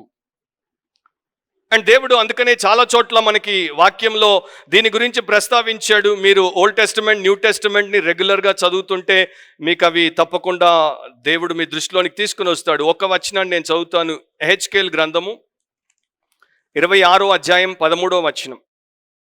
ఎజికియల్ 26:13. ఇట్లు నేను నీ సంగీత నాదమును మాన్పించెదను, నీ సితారా నాదమికను వినబడదు. సో దేవుడు చెప్తున్నటువంటి మాటలు ఇవి. ఎందుకంటే దేవుడికి వ్యతిరేకంగా వారు ఒక లోకాన్ని సృష్టించుకొని, దాంట్లో వినోదాన్ని సృష్టించుకొని, దాంట్లో సంగీతాన్ని, నాట్యాన్ని అన్నింటినీ కలుగజేసుకొని దాన్ని బట్టి వారు ఆనందిస్తున్నప్పుడు వారి యొక్క జీవితానికి డోకా లేదు అనుకుంటున్నప్పుడు దేవుడు అంటున్నాడు, మీ యొక్క సంగీతాన్ని నేను ఆపేస్తాను. యెషయా గ్రంథంలో కూడా 24వ అధ్యాయము 7 నుండి 9వ వచనం వరకు నేను చదువుతాను. అక్కడ దేవుడు ఏ రకముగా దాని గురించి మాట్లాడుతాడో మీరు వినండి. ఆయన యొక్క క్షోభ ఏంటో మీకు అర్థమవుతుంది. సంతోష హృదయులందరూ నిట్టూర్పు విడుచుచున్నారు, తంబురాల సంతోష నాదము నిలిచిపోయెను, ఉల్లసించు వారి ధ్వని మానిపోయెను, సితారాల ఇంపైన శబ్దము నిలిచిపోయెను, పాటలు పాడుచు మనుషులు ద్రాక్షారసము త్రాగరు, పానము చేయి వారికి మద్యము చేదాయను. సో ఇంకా చదువుకుంటూ పోతే ఇంకా అక్కడ వేరే వేరే విషయాలు కూడా రాయబడ్డాయి. సో మ్యూజిక్ని దేవుడు ఎందుకు ఇచ్చాడంటే దేవుణ్ణి ఆరాధించడానికి, దేవుని యందు ఆనందించు వారు దానిని వారి యొక్క ఆనందం కొరకు ఉపయోగించుకోవడానికి. కానీ ఎప్పుడైతే దాన్ని ఆ మ్యూజిక్ని కరెక్ట్ వేలో దేవుడి యొక్క వర్షిప్లో ఎంప్లాయ్ చేయలేదో అండ్ దేవుని యందు ఆనందించుటకు ఒక ఇన్స్ట్రుమెంట్గా మనం వాడుకోలేదో తప్పకుండా మనము ఆ యొక్క భయంకరమైనటువంటి పాప సంబంధమైన లోకంలోనికే పోతాం. చరిత్రలో ఒక స్టోరీ చెప్తారు. బాగ్దాద్కి ఒకప్పుడు మరి ఒక సుల్తాన్, ఆయన పేరు అమూరత్, అతడు వచ్చి దాన్ని చుట్టుముట్టినప్పుడు అతడు తన యొక్క సైన్యానికి ఒక ఆజ్ఞ ఇచ్చాడు, లోపల ఉన్నటువంటి 30,000 మందిని చంపేయండి, ఒక్కరి మీద కనికరం చూపొద్దు. సో ఆ 30,000 మందిని చంపడానికి వారు సిద్ధమవుతున్నప్పుడు దాంట్లో ఒక మ్యూజిషియన్ ఉండేవాడు. ఆ మ్యూజిషియన్ సైనిక అధికారిని కోరుకున్నాడంట, నాకు ఒక అవకాశం ఇవ్వు రాజుగారి ముందు, నేను ఒక్కసారి వాయిస్తాను అని. అతడు తీసుకెళ్ళాడు, రాజుగారికి చెప్పాడు, ఇతడు మీ ముందు వాయిస్తాడంట చావకు ముందు, ఏం చేయమంటారంటే రాజు అన్నాడు సరే వాయించమంటే అతడు తన యొక్క ఇన్స్ట్రుమెంట్ని తీసి రాజు ముందు చాలా సవినయంగా వాయించడం మొదలుపెట్టాడు. స్టార్టింగ్లోనే రాజు ఆకర్షించబడ్డాడు. సో అతని యొక్క పాట, అతని యొక్క సంగీత నాదం అంతా రాజుని మైమరిచిపోయేటట్టు చేసింది. అతడు ఎట్లా వాయించాడంటే రాజు పూర్తిగా మరి ఏడుపులోనికి, అంటే చాలా బాధ, విషాదము, దుఃఖంలోనికి వచ్చి ఏడ్చేంత పరిస్థితికి తెచ్చిన తర్వాత అన్నాడంట, రాజా మీకు ఇంత దుఃఖం కలుగుతోంది, మరి ఇన్ని కుటుంబాలకి వాళ్ళందరినీ మీరు ఊచకోత కోసేస్తే ఎంత దుఃఖం కలుగుతుందో ఒకసారి ఆలోచించండి అని ఆ మ్యూజిషియన్ అన్నప్పుడు రాజు అన్నాడంట, ఇక నుండి ఎవరిని చంపకండి, పొండి పొండి, మాట్లాడడానికి కూడా రావట్లా. మ్యూజిక్ పవర్ని చూడండి. అది అలాంటి రాజును కూడా ఆ యొక్క ఆర్డర్ని క్యాన్సిల్ చేసి అందరూ బ్రతికేటట్టు అవకాశం ఇచ్చేటట్టు చేసింది. కానీ దేవుణ్ణి ఆరాధించకుండా దయ్యాన్ని ఆరాధించడానికి, సేటన్ వర్షిప్ కోసము ఈ రోజున రాక్ అండ్ రోల్, లేకపోతే జాజ్, లేకపోతే ఇక ఎన్నో రకాలైనటువంటి మ్యూజిక్స్ ఉన్నాయి. ర్యాగీ అంటారు, పాప్ అంటారు. ఇంకా నా తరంలో నాకున్నవి, నేను తెలుసుకున్న వాటికన్నా ఇప్పుడు కొత్త వచ్చేసాయి, మీ తరం వాళ్ళకే ఎక్కువ తెలుసు. వాటన్నిటిని దేవుడు ఆపేస్తాడు. సో మ్యూజిక్ అనేది మనకి ఎయిర్ వేవ్స్లో లేకుండా పోతుంది, రికార్డ్స్లో ఉండదు, సిడీస్లో ఉండదు, టేప్స్ ఎట్లాగూ లేవు, అండ్ ఇన్స్ట్రుమెంట్స్ ఉండవు, పాడ్కాస్ట్లో ఉండదు, యూట్యూబ్ మ్యూజిక్ ఉండదు, గూగుల్ మ్యూజిక్ ఉండదు, అండ్ మీరు ఇంకా ఎక్కడెక్కడ నుండి మ్యూజిక్ని డౌన్లోడ్ చేసుకొని ప్లే చేసుకోగలరు, ఆ మ్యూజిక్ మీకు ఇక ఎన్నటికీ వినపడదు. Next, no manufacturing. No music తర్వాత నో మ్యానుఫ్యాక్చరింగ్. ఇక ఏమి కూడా ప్రపంచంలో మ్యానుఫ్యాక్చర్ అవ్వవు, ఏమి తయారవ్వవు. మరి ఏ శిల్పమైన చేయు శిల్పి ఎవడును నీలో ఎంత మాత్రమును కనబడడు. సో క్రాఫ్ట్స్ మెన్ ఉండరు, కళాకారులు ఉండరు. ఆ పురాతనమైనటువంటి లోకంలో క్రాఫ్ట్స్ మెన్ అంటే మెటల్ వర్కర్స్ ఉండేవారు, పాటర్స్ ఉండేవారు, వీవర్స్ ఉండేవారు, అంటే ఈ యొక్క లోహపు పనివారు ఉండేవారు, కుమ్మరి పనివారు ఉండేవారు, నేతగాళ్ళు ఉండేవారు, రంగులద్దేవారు, డయర్స్ అంటారు ఉండేవారు, చర్మకారులు, ట్యానర్స్ ఉండేవారు, వుడ్ వర్కర్స్, వడ్రంగులు ఉండేవారు, శిల్పులు, స్కల్ప్టర్స్ ఉండేవారు, రాతి పనివారు, స్టోన్ మేసన్స్ ఉండేవారు, గాజు పనిచేసే వారిని గ్లాస్ మేకర్స్ అంటారు, వీరుండేవారు, అండ్ రకరకాల పనిముట్లకు ట్రేడ్స్మెన్, మెకానికల్ అంటాం మనం, వారు ఉండేవారు. అండ్ వీళ్ళు మరి ఎన్నో పనులు చేసేవారు. అత్తరు తయారు చేసేవారు, ఇప్పుడు పర్ఫ్యూమ్ అంటాము, బ్రిక్స్, ఇటుకలు తయారు చేసేవారు, టెంట్లు తయారు చేసేవారు, ఆయుధాలు తయారు చేసేవారు, వీళ్ళందరూ ఉండరు. ఇక ఇదంతా కూడా ఆగిపోతుంది, ఈ యొక్క మ్యానుఫ్యాక్చరింగ్ అంతా ఆగిపోతుంది. అండ్ వీళ్ళు ప్రధానంగా మనకు ఆహారాన్ని తయారు చేయాలి, లేకపోతే మనకు కావాల్సినటువంటి వస్తువులు తయారు చేయాలి. సో ఈ యొక్క మర్చెండైజ్ అంతా ఆగిపోతే స్టోర్స్ అన్నీ మూతపడతాయి, మాల్స్ అన్నీ దిక్కు లేకుండా పోతాయి, గరాజెస్ అన్నీ, మెకానికులు అందరూ ఇక గ్రీస్ తుడుచుకోవడానికి ఉండదు, ఇక ఇది తుడుచుకుంటుంటారు. సో కంప్లీట్గా దేవుడు అంటున్నాడు, ఇక పనిముట్లు, పనివారి యొక్క పని, అండ్ పెయింటర్లు ఉండరు, ఎంఎఫ్ హుసేన్లు ఉండరు, ఏఆర్ రెహమాన్లు ఉండరు, ఎందుకంటే వాళ్ళ అవసరం లేదు. ఇక మూడవది, నో మిల్స్. తిరుగటి రాయి లేకపోతే తిరుగటి ధ్వని ఇక ఎన్నడూ నీలో వినపడదు. చిన్నప్పుడు మన ఇళ్ళలో రోల్ మీద రుబ్బేవారు, నాకు ఇంకా గుర్తు, కింద ఒకటి పైన ఒకటి, దానికి ఒక స్టిక్ ఉంటుంది, ఇట్లా దాన్ని వేసి దాని మీద రుద్దుతుంటే అంత చక్కగా శబ్దాలు వచ్చేవి. అండ్ మిక్సీలు రానప్పుడు మన అమ్మమ్మలు, నానమ్మలు ఏం చేసేవాళ్ళు అంటే చిన్న చిన్న రోళ్ళు చక్కగా అట్లా పచ్చడి రుబ్బేవారు, లేకపోతే కొబ్బరి గసాలు రుబ్బేవారు. ఇప్పుడు అది ఉండదు, ఇక ఇంట్లో ఉండదు రుబ్బులు. అండ్ తర్వాత మనకి మిక్సీ వచ్చింది, తర్వాత మనకి పెద్ద వెట్ గ్రైండర్ వచ్చింది, తర్వాత ఇక మనకి అందరికీ హోటల్స్లో వాడేటువంటి మెగా సైజులో గ్రైండర్లు వచ్చాయి. ఇక వండుతూనే ఉంటారు, రుబ్బుతూనే ఉంటారు, అవేవి ఉండవు ఇక. అండ్ ఈ రోజున మిల్స్, ఎన్నో మిల్స్ మనకి ప్రపంచంలో ఆహారాన్ని మనకు అందుబాటులోకి తేయడానికి నిరంతరం 24/7 పనిచేస్తుంటాయి, అవన్నీ ఆగిపోతాయి అంట. ఇండస్ట్రీ అంతా కూడా ఆగిపోతుంది. అండ్ నెక్స్ట్ దాంట్లోనికి మీరు వస్తే, దీపపు వెలుగు నీలో ఇకను ప్రకాశింపదు. అంటే దాని అర్థం నో మోడర్న్ ఎమ్యూనిటీస్. అధునాతనమైనటువంటి సౌకర్యాలు ఏమీ ఉండవు. మోడర్న్ లైఫ్ స్టైల్ ఇక సీజ్ అయిపోతుంది. లైట్ ఉండదు, అంటే ఎలక్ట్రిసిటీ ఉండదు, పవర్ ఉండదు. ఎలక్ట్రిసిటీ ఉండదు అంటే ఇక చాలా ఉండవు. ఫ్యాన్ ఉండదు, ఏసీ ఉండదు, హీటర్ ఉండదు, గీజర్ ఉండదు, రిఫ్రిజిరేటర్ ఉండదు, ఇన్వర్టర్ పని చేయదు, ఎందుకంటే ఛార్జింగ్ ఎక్కడ చేస్తావు. ఇప్పుడే పాపం ఎలక్ట్రిక్ బైకులు తయారు చేస్తున్నారు, ఎలక్ట్రిక్ కార్లు తయారు చేస్తున్నారు. స్ట్రీట్స్లో లైట్లు ఉండవు, బయట లైట్లు ఉండవు. పెద్ద పెద్ద సెలబ్రేషన్స్లో ఎంతగా లైట్స్ వాడతారో మనకి తెలుసు. అట్లాంటి అవకాశమే ఉండదు. 16th చాప్టర్లో దేవుడు ఏం చేశాడు మీకు జ్ఞాపకం ఉండొచ్చు. 10th verseలో 16:10లో 5వ దూత తన పాత్రను ఆ క్రూర మృగము యొక్క సింహాసనం మీద కుమ్మరింపగా దాని రాజ్యము చీకటి కమ్మెను. So already darkness, there is no light. So దేవుడు అంటున్నాడు, ఇకంతే, నీలో ఆ వెలుగు ప్రకాశింపదు, లైటే ఉండదు. ఇప్పుడే ఇదే టైంలో ప్రపంచమంతా కూడా సోలార్ ప్యానల్స్ని పెంచుకుంటూ పోతున్నారు. Solar energy.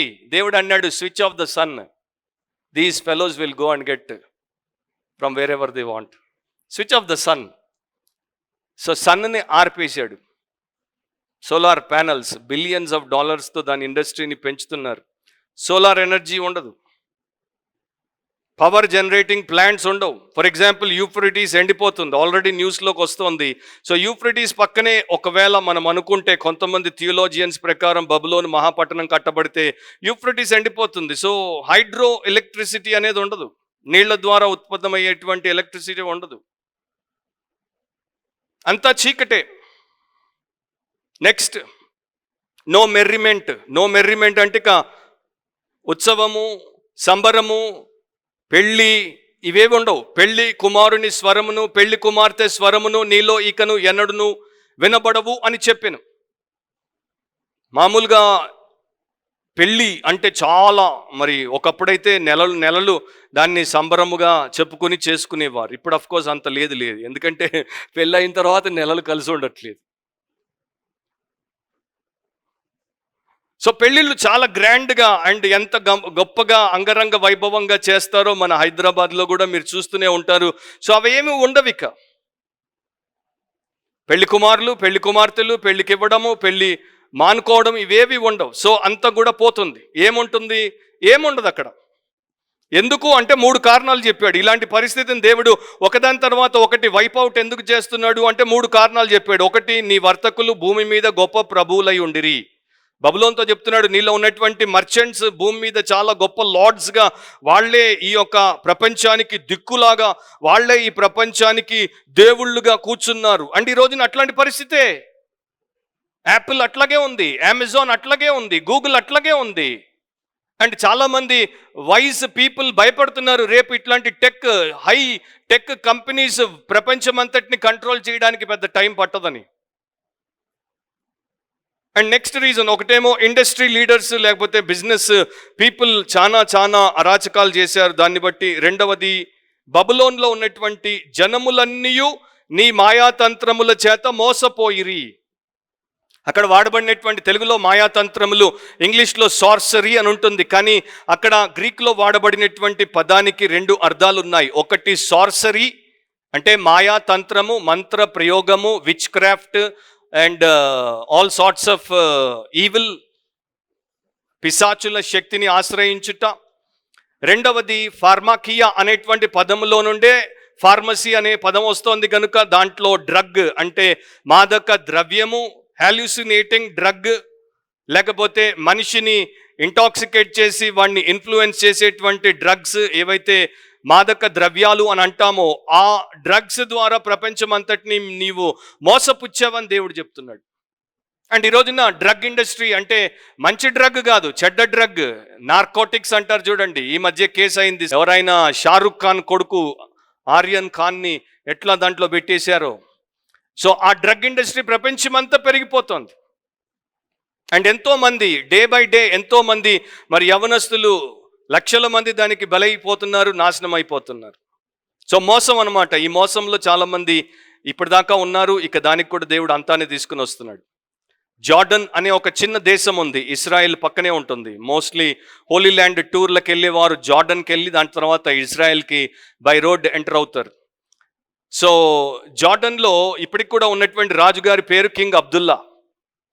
ఆయన ఒక వింతైనటువంటి ఆచారాన్ని కలిగి ఉన్నాడు. ఆయన దగ్గర పనిచేసినటువంటి వ్యక్తి ప్రస్తుతం ఇంగ్లాండ్లో పనిచేస్తూ ఆయన తన ఆర్టికల్లో ఈ మాట రాశాడు. కింగ్ అబ్దుల్లా ఎవరినైనా తన యొక్క విందుకు గెస్ట్లుగా పిలిస్తే ఫస్ట్ వారు ఒక రూమ్లోనికి తీసుకురాబడి అక్కడ కూర్చోబెట్టబడతారు. అక్కడ కూర్చున్నప్పుడు అక్కడ ఒక అద్దం ఉంటుంది. ఆ అద్దాన్ని అందరూ తప్పకుండా చూస్తారు. అండ్ అద్దము అందరూ సన్నగా కనబడేటట్టు చూపే అద్దం.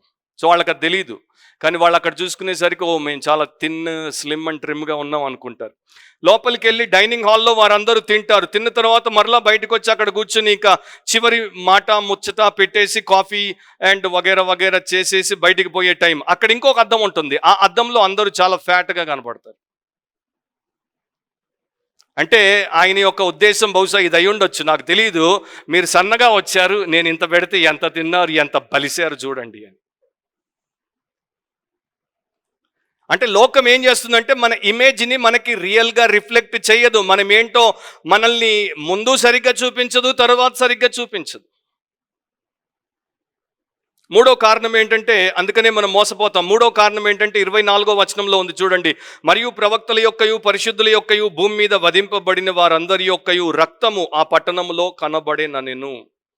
సో వారందరి రక్తాన్ని ఏళ్లుగా వేల సంవత్సరాలుగా చిందిస్తూ వచ్చినటువంటి బబులోను మహా వ్యవస్థ తీర్పుకు ఇక సిద్ధంగా ఉంది కనుక దేవుడు ఏం చేశాడు, దాన్ని లెక్కలోకి తీసుకుంటున్నాడు. దాన్ని ఆయన అడుగుతున్నాడు.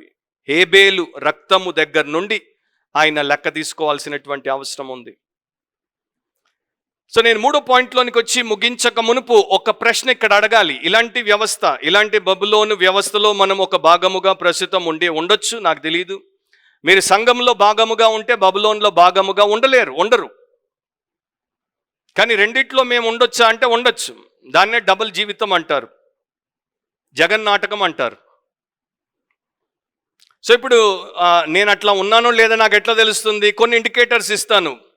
సినిమా థియేటర్లు మూతబడినప్పుడు, మ్యూజిక్ మీకు వినబడినప్పుడు, పాపులర్ క్లోదింగ్ చైన్ స్టోర్స్ అన్నీ గాయబైపోయినప్పుడు, పోర్నోగ్రఫీ ఇండస్ట్రీ కంప్లీట్గా షట్ డౌన్ అయినప్పుడు, నెట్ఫ్లిక్స్ రానప్పుడు, అమెజాన్ ప్రైమ్ రానప్పుడు, యూట్యూబ్ లేనప్పుడు మీరు దుఃఖానికి గురవుతారా? అయ్యో ఏ క్యా జీనా హై అనుకుంటారా? ఇదేం జిందగీ అనుకుంటారా? లేదు, ఎల్లప్పుడూ ప్రభునందు ఆనందించుడి, మరలా చెప్పుదును ఆనందించుడి మీ సిద్ధాంతంగా ఉంటుందా? ఆ మొదటి కోవైతే లాక్డౌన్ వచ్చేసరికి సినిమా థియేటర్ లేదు, బార్ లేదు, బీర్ లేదు అనగానే ఎంతమంది చచ్చారో క్రిస్టియన్స్ కూడా. సో అవి లేవు, కొంత టైంకి లేవు, 3 వారాలు లేవు అనగానే ఎంతమంది విలవిల్లాడిపోయారో ప్రపంచమంతా. ఇక ఫర్ ఎవర్ ఉండవు అన్నప్పుడు ఇప్పుడే నీకు ఆ యొక్క ప్రిపరేషన్ అవసరము. సో ఇవి లోకం ఇచ్చేటువంటి సుఖాల కోసం నువ్వు బతుకుతూ ఉంటే నువ్వు రేపు అక్కడికి ఎట్లాగూ రావు. అది ఇప్పుడే తెలుసుకోవడం మంచిది. కానీ ఒకవేళ ఇవి ఏవి లేకపోయినా నాకు డోకా లేదు, ఎందుకంటే నా ఆనందం వీటిలో నుండి నాకు రావట్లేదు, పైనుండి ప్రభువులో నాకు కలుగుతుంది అనుకుంటే మనకి ఏమున్నా ఏం లేకపోయినా నో ప్రాబ్లం. సో 2 రకాలుగా ఒక మనిషి బ్రతకొచ్చు. ఒకటి, దేవుడు నిన్ను తన కొరకు సృష్టించాడు, దాని కొరకు నువ్వు జీవించుట. రెండవది, దేవుడు నిన్ను దేని కొరకు సృష్టించలేదో దాని కొరకు నువ్వు జీవించుట. దేవుడు నిన్ను నీ కొరకు సృష్టించలేదు అండ్ నీవు నీ కొరకు బ్రతికినప్పుడు నువ్వు దేవుడికి వ్యతిరేకంగా బ్రతుకుతున్నావు. ఒక ఆయన టర్మినల్ క్యాన్సర్ అని చెప్పారు 42 ఏళ్లకి. సో ఇక క్యాన్సర్ అనగానే 42 ఏళ్లకే ఇంకా నాకెంతో కాలం ఉంది బతకాల్సింది అని చెప్పేసి బాధపడిపోయి ఇక ఇంట్లో భార్యను తిడుతున్నాడు, పిల్లల్ని తిడుతున్నాడు, బంధువుల్ని తిడుతున్నాడు, ఇరుగు పొరుగుని తిడుతున్నాడు, ఆఫీస్లో పనోళ్ళని తిడుతున్నాడు, ఎవరిని చూసినా తిడుతున్నాడు, శపిస్తున్నాడు. వాడు సంతోషంగా ఉండడు, ఎవరిని సంతోషంగా ఉండనివ్వడు.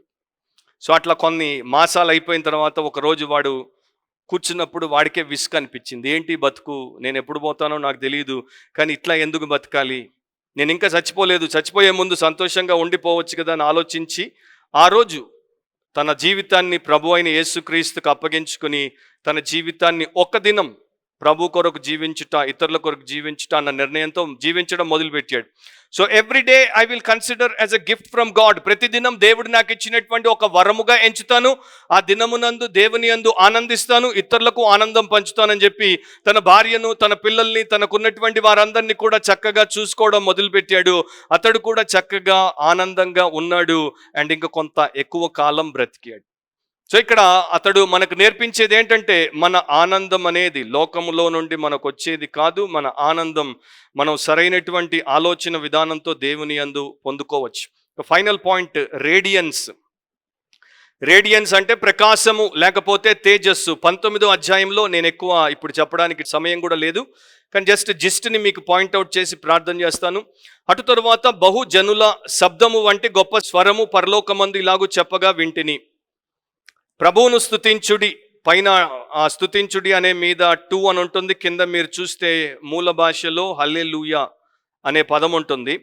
సో ఇక్కడ రక్షణ మహిమ ప్రభావములు మన దేవునికే చెల్లును.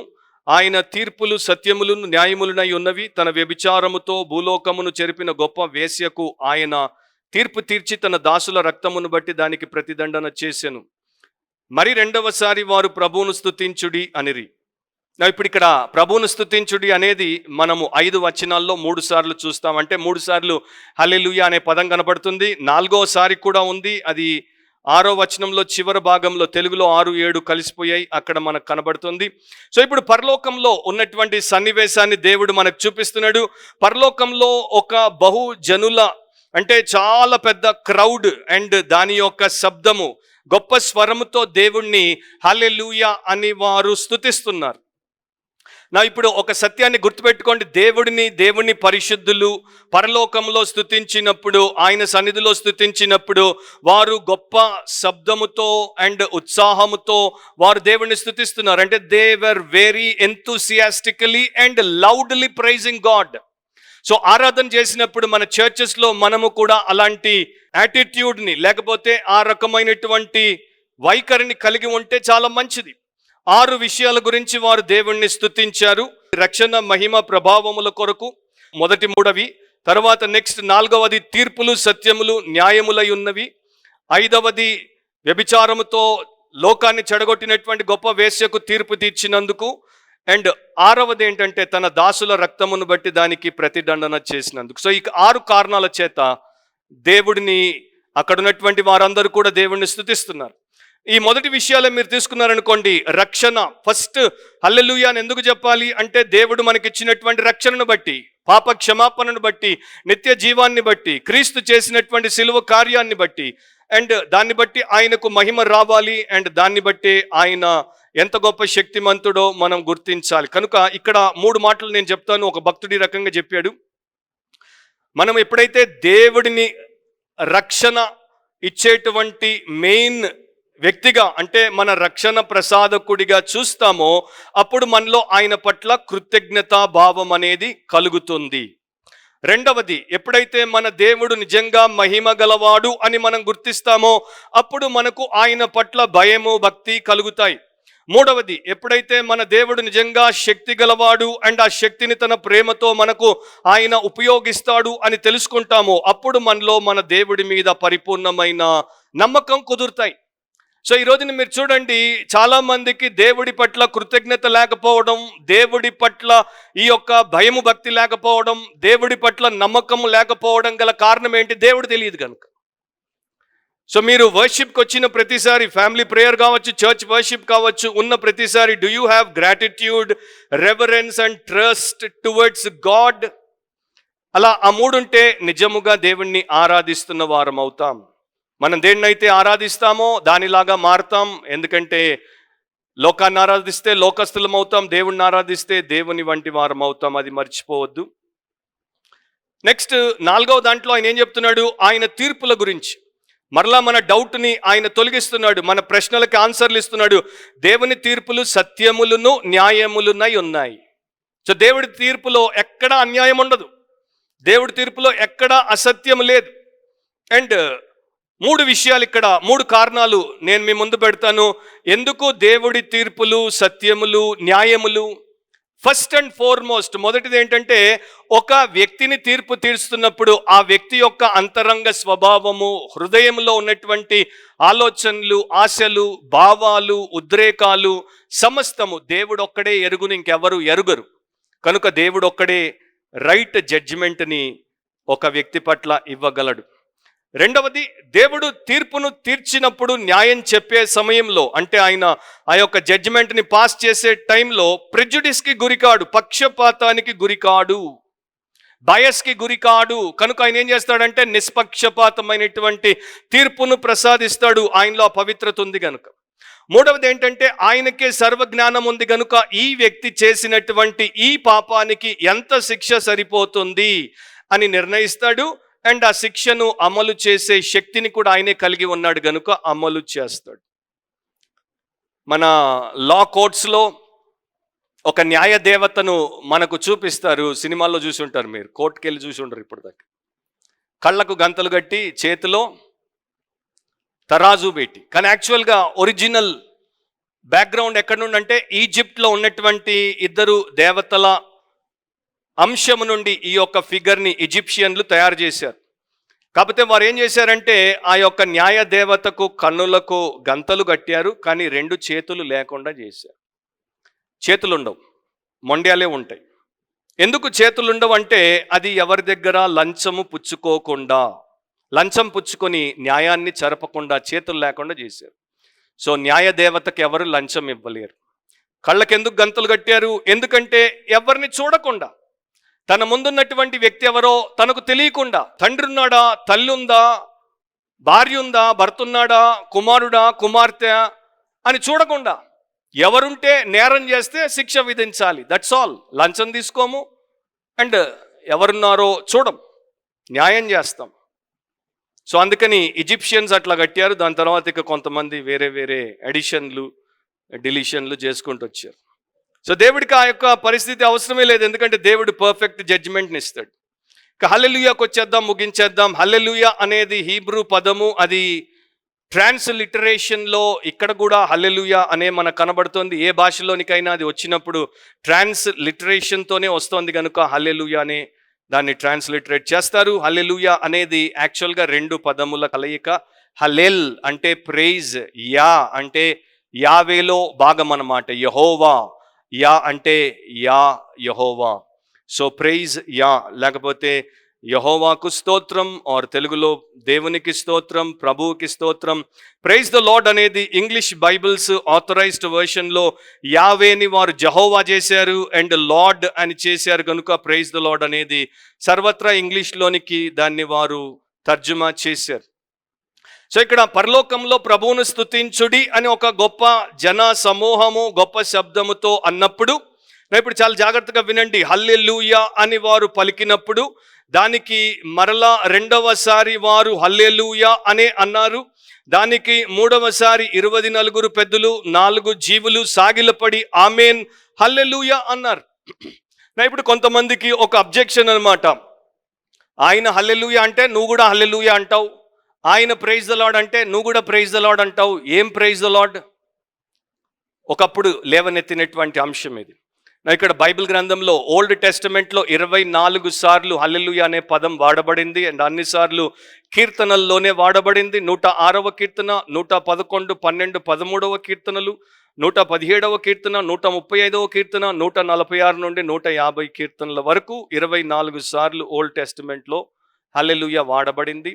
అండ్ న్యూ టెస్టమెంట్ అంతట్లో జస్ట్ 4 టైమ్స్ వాడబడింది. ఆ 4 టైమ్స్ రెవల్యూషన్ 19లోనే వాడబడింది, హల్లెలూయా అనే వాడబడింది. సో హల్లెలూయా అనేది హెవెన్స్ వర్డ్, పరలోకపు పదమది. అండ్ దాని యొక్క భావం ఏంటంటే యెహోవాను స్తుతించుడి, దేవునికి స్తోత్రము చెల్లించుడి.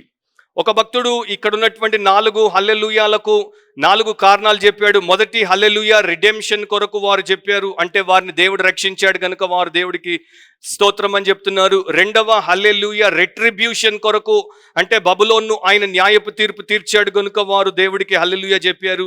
3వది రియలైజేషన్ని బట్టి వారు దేవుడికి హల్లెలూయా చెప్పారంటే ఆయన ఎంత గొప్పవాడో వారు గుర్తించారు, సాగిలపడ్డారు, ఆరాధన చేశారు, ఆయనకి హల్లెలూయా చెప్పారు. 4వది రెయిన్ కొరకు, అంటే ఆయన రాజ్యం, గొర్రెపిల్ల రాజ్యము, మన ప్రభు యొక్క రాజ్యము, సర్వాధికారి యొక్క దేవుడి యొక్క రాజ్యము స్థాపించబడుతోంది కనుక దాని గురించి వారు హల్లెలూయా చెప్పారు.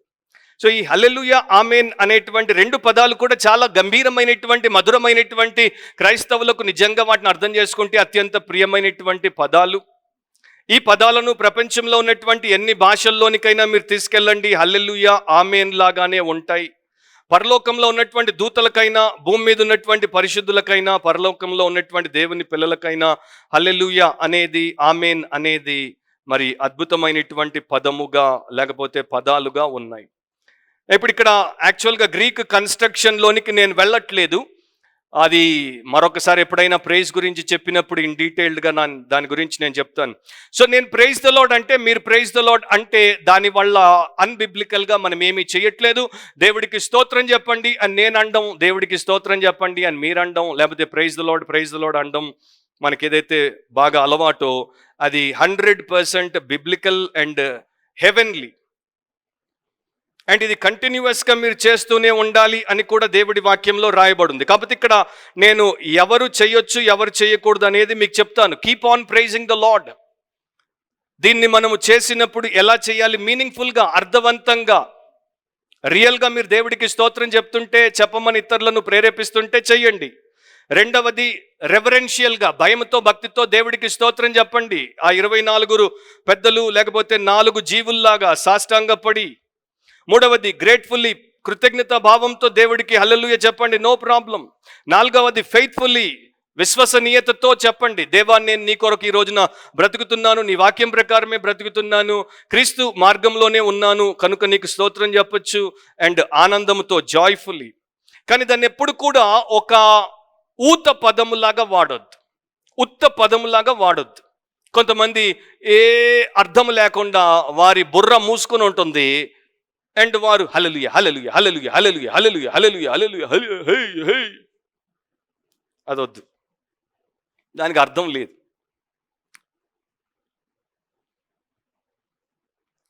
సో పరిశుద్ధులు, భూమి మీద ఉన్నటువంటి వారు, పరలోకంలో ఉన్నటువంటి వారు దాన్ని ఎందుకు వాడారు అంటే వారు దాని యొక్క నిజమైనటువంటి అర్థాన్ని గ్రహించారు కనుక వాడారు. అవివేకులు అండ్ వాక్యములో ఉన్నటువంటి వివేకాన్ని వారు అంగీకరించకుండా ఎప్పుడు దాన్ని అడ్డుకొని వారి వివేకమును వాక్యం మీద రుద్ది వాక్యాన్ని వంచి వారికి ఇష్టం వచ్చినట్టు చెప్పాలనుకునేటువంటి అవివేకులు దీన్ని గతంలో అభ్యంతరం పెట్టారు, ఇప్పుడు కూడా పెడుతున్నారు. సో మనం ఏం చేయాలి బ్రదర్? ఇక్కడ ఏం చేశారో అది చేయండి. రెండవసారి వారు ప్రభువును స్తుతించుడి అన్రి, అండ్ దానికి ఆమేన్, ప్రభువును స్తుతించుడి అని చెప్పుచు సింహాసనాసీనుడగు దేవునికి నమస్కారము చేసిరా 24 పెద్దలు 4 జీవులు.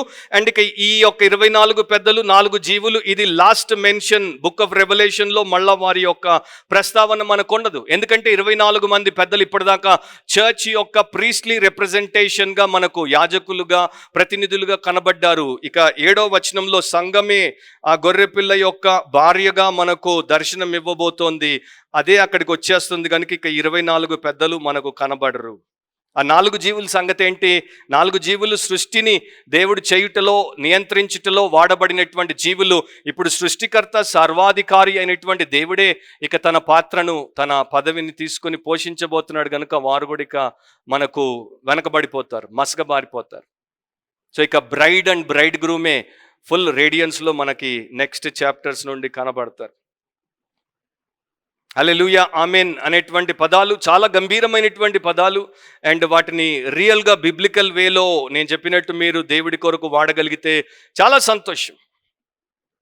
ఈ మాటతో నేను ప్రార్థన చేస్తాను. 1941 సెకండ్ వరల్డ్ వార్ జరుగుతున్నటువంటి సమయంలో రొమేనియన్ సోల్జర్, ఆయన పేరు ఆనా గోర్ఘే, అండ్ రొమేనియన్స్కి రష్యన్స్కి మధ్యలో యుద్ధం జరుగుతోంది. బెసార్బియా అనేటువంటి ప్రాంతంలో ఈ ఘోరమైనటువంటి యుద్ధంలో వారు ఉన్నారు. సో ఈ యానా అనేటువంటి ఇతడు, అతని కామ్రేడ్స్ యుద్ధంలో ముందుకెళ్తున్నారు. ఒక చోటుకు వచ్చిన తర్వాత యుద్ధం ఎక్కువ తీవ్ర స్థాయి దాల్చేసరికి వేరైపోయారు. ఇతడు ఒక్కడైపోయినప్పుడు అతడి దగ్గర ఒక పాకెట్ బైబిల్ ఉండేది, దాన్ని పగలు చదువుకునేవాడు, రాత్రి లైట్ ఉండేది కాదు కనుక చీకట్లో అతడు పడుకునేంత వరకు బైబిల్ వచనాలు మెమరైజ్ చేసుకునేవాడు. అతడు అలాగే ముందుకు వెళ్ళిపోయి అడవుల్లోకి వెళ్ళిపోయాడు. ఒక చోటికి వచ్చేసరికి ఉదయము అక్కడ అతనికి కొంత దూరంలో శబ్దం ఒకటి వినపడింది ఆ చెట్లలో. సో అతడికి అక్కడ ఎవరున్నారో తెలియదు, ఎందుకంటే అతడు వచ్చినటువంటి ఏరియా కూడా అతనికి తెలియదు. తన తుపాకీని సిద్ధం చేసుకున్నాడు. అవతల నుండి ఆ చెట్ల వెనక నుండి ఒక రష్యన్ సోల్జర్ బయటకు వచ్చాడు. అతన్ని చూడగానే అర్థమైపోయింది, ఓకే నేను రష్యన్ సైన్యం ఉన్నటువంటి ఏరియాలోకి వచ్చేసానని. ఇక ఇక్కడ పేల్చి లాభం లేదని తన తుపాకీ కింద పెట్టేసి సరెండర్ అయిపోయినట్టు కింద మోకాళ్ళ మీద పడి 2 చేతులు ముఖానికి కప్పుకొని ప్రేయర్ చేస్తున్నాడు మోకరిల్లి. కాసేపట్లో ఇక అతని తుపాకీ నన్ను పేలుస్తుంది అనుకుంటున్నాడు, కానీ నిమిషాలు దొలుతున్నా అతనికి ఏమీ శబ్దం వినపడలా. కొంతసేపు అయిన తర్వాత అతడు కళ్ళు తెరిచి చూస్తే కొంత దూరంలో అతని ముందు రష్యన్ కూడా కింద తుపాకీ పెట్టేసి అతడు కూడా మోకరిల్లు ఉన్నాడు. డిస్టెన్స్ అయితే ఉంది, మోకరిల్లు ఉన్నాడు. సో అతడు రష్యన్ భాషలో ప్రార్థన చేశాడు, ఈయన రొమేనియన్ భాషలో ప్రార్థన చేశాడు. చివర్లో ఆమెన్ అన్నారు ఇద్దరు, అండ్ లేచి హల్లెలూయా అని ఆయన అటు వెళ్ళిపోయాడు, ఈయన ఇటు వెళ్ళిపోయాడు. ఆమెన్ హల్లెలూయా వారి ప్రాణాలని కాపాడే. ఎందుకంటే వాళ్ళ దేశము కన్నా, వాళ్ళ సైన్యపు నిబంధన కన్నా వారి దేవుడికి ఇద్దరు లోబడ్డారు. So we are brothers in Jesus Christ, we cannot kill one another అని చెప్పేసి వెళ్ళిపోయారు. So God's word is really glorious and it has got lot of depth. ప్రార్థన చేద్దాం. సో పరలోకం సంతోషించేటువంటి విషయాల్లో నేను సంతోషించుట, నీవు సంతోషించుట, ప్రభునందు సంతోషించుట, పరిశుద్ధాత్మ ఆనందముతో నిండి ఉండుట, అది మన ధన్యత. లోకము సంతోషించినట్టు సంతోషించుట, లోకపు సంతోషములో సంతోషాన్ని వెతుక్కొనుట, అండ్ నాశనకరమైనటువంటి సంతోషం ఏదైతే మోసపూరితమైనదో, మలినమైనదో, మరణకరమైనదో దాని కొరకే బ్రతుకుట, అది భయంకరం. సో నీవు